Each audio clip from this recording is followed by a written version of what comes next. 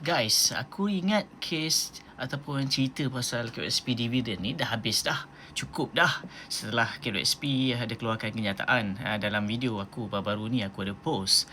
Tetapi hari ini di Parlimen, syahidan Menteri ataupun Dun Arau sendiri ada keluarkan orang kata kenyataan tadi dibangkitkan di Parlimen walaupun perbahasan tentang QSP itu tidak menyeluruh, tidak orang kata besar untuk diperkatakan dalam keadaan orang kata waktu tu di Parlimen yang hanya memberi sedikit kelonggaran untuk Dun Arau untuk berhujah. Dan dengan sedikit ruang itu ada disentuh berkaitan dengan QSP. Yang mana janji Arau sendiri akan bertanya sekali lagi pada keesokan harinya. Maksudnya perkara ini akan tetap diteruskan. Diteruskan orang kata suara itu di Parlimen. Dia tak putus kat situ lah. So harap sebab benda ni tak sekarang ni pukul 3.43 bertarikh ni. Kalau aku perasan belum lagi ada keluar sebarang berita orang kata di mana-mana platform sekalipun macam utusan QSP sebab dia baru sahaja di Parlimen pagi tadi 5 jam yang lalu.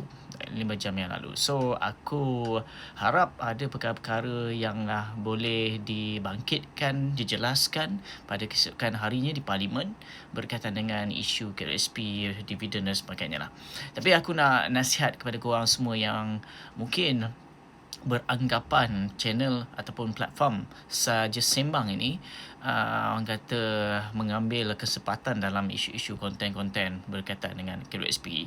Sebenarnya benda ini, tuntutan ini sudah begitu lama, dan cumanya berkait dengan isu dividen ini adalah satu ruang untuk NGO, PJRM dan pencarum itu sendiri mengeluarkan orang kata suara mereka sekali lagi bersama dengan kata platform ini juga sentiasa dan tetap kekal consistently orang kata membantu pencarum-pencarum yang terkesan sahaja.